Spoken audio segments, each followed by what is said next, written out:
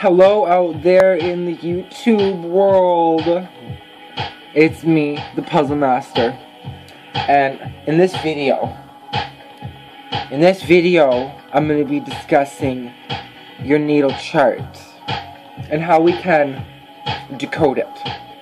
Now, in a couple of videos back, I did some on like your Mars placement, and yeah, I made some notes to self, okay?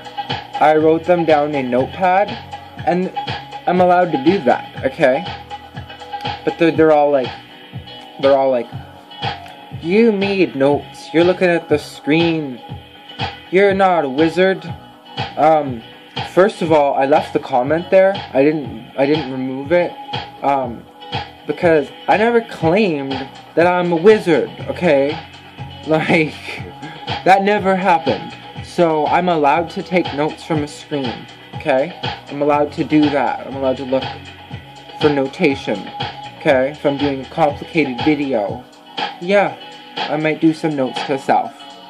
But in this video, I'm going to try really hard to maintain eye contact the whole time and not reference anything that I've written down, because that's apparently not allowed.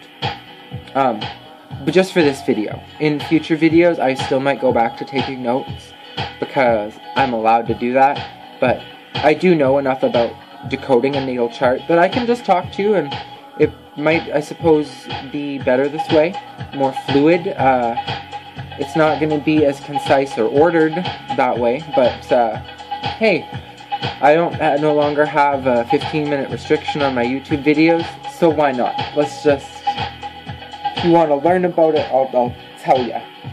So when you look at your chart, if you're looking at your chart, some key things you want to look at first is your ascendant.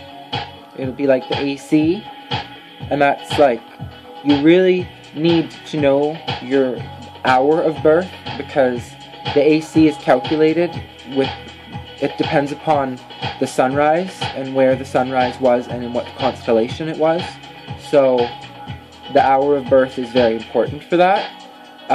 Your ascendant, or AC, represents kind of like the core of your being from your upbringing, the impression that your parents had on you and instilled in you. It can represent kind of like your physical body, like the body that you'll be in. So whatever sign that also falls in, a lot of physical attributes can be ascertained due to your ascendant sign. Then if you look directly opposite of your ascendant, you have your descendant, which tends to be how you yourself would view other people. So depending on the sign placement for that, it's quite complicated, because they're all going to be different. The ascendant and the AC and the DC are going to be different and opposing in nature. And that's how you're going to view people around you. That's how you kind of think everyone else thinks.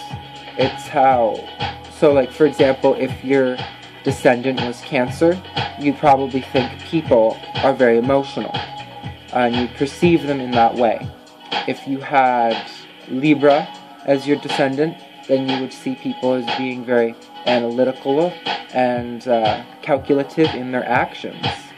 You can do that with all the signs. If you know the attributes of each sign, then however you plug them into your ascendant or descendant, or as I continue, it paints a picture of multiple different characteristics that equal you in your birth chart.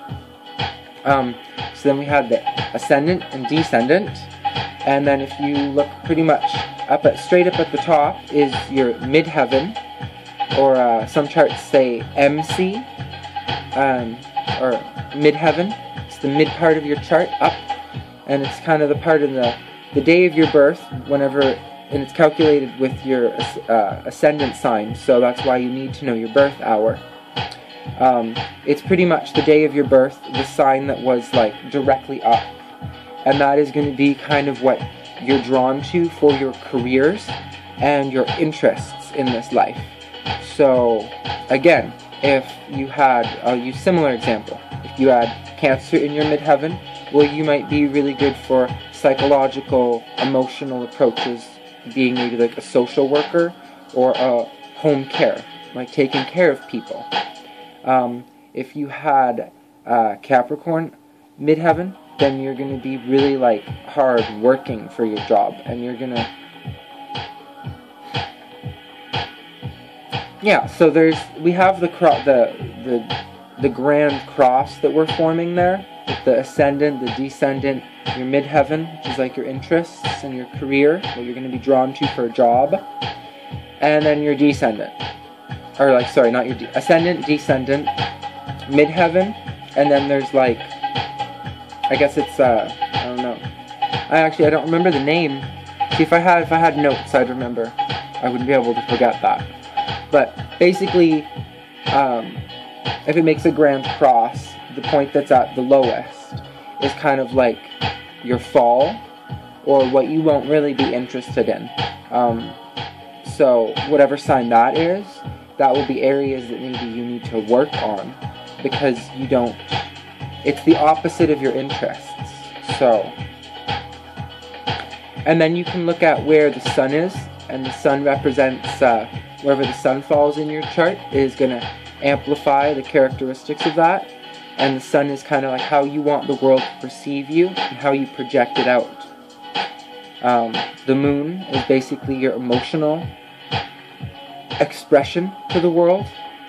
Or like, when you're really, if you were really put on the spot and like you had like an emotional kind of like freak out or breakdown, that is what it's going to be, because it's your emotional core. And the moon tends to be more of like your inner psyche, which we tend to like, even though it's constantly functioning on a day-to-day basis in the background, kind of like on the computer, like a background program, like a program that runs in the background, like, you know, undetectable, but it's still going on in your head, you know what I mean? Taking up CPU and RAM and all that stuff, even though it's in our subconscious. So the moon kind of is like our emotional subconscious and how we react in emotional situations. However, the sun sign, if you're like just dealing with kind of like strangers or people if you're not too close with, then they'll tend to see your ascendant and your sun more than if you're with like close friends. They will be able to know your moon sign because you connect to them on the emotional level. I'm not going to go through all of them in this video, but I'll tell you, Mercury is the communication, so wherever Mercury falls in is kind of how you're going to have verbal communication abilities with connecting to people. You know, so if it's in Libra, you're going to be very analytical, maybe kind of indecisive with making verbal decisions because you're not sure which side to take because you can see multiple perspectives. If it's through Taurus, then you might be like really stubborn about your opinions and have like be very fixed in those ways and not be able to see multiple opinions at all. If you're in like an Aquarius for your Mercury, then you're going to be seen as like the rebellious speaker. Like you're going to speak out against things that most people don't have the backbone to. And they're going to be smart. And they're going to see like, well, you know, it's Aquarius. So put Mercury in Aquarius and that's what you get.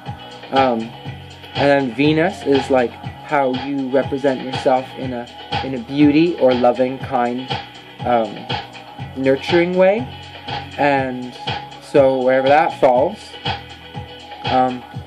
Also, another thing to know is not only does it matter like the sign, it's going to like show the characteristics of the sign, but you can look at details of how well it's placed. For example, Taurus is ruled by Venus, so if you look where the ruling deities of like the ruling elements or deities of those houses, so if you looked at like, for me, my ascendant is Taurus and my sun is Taurus, but my moon is in Gemini. Okay?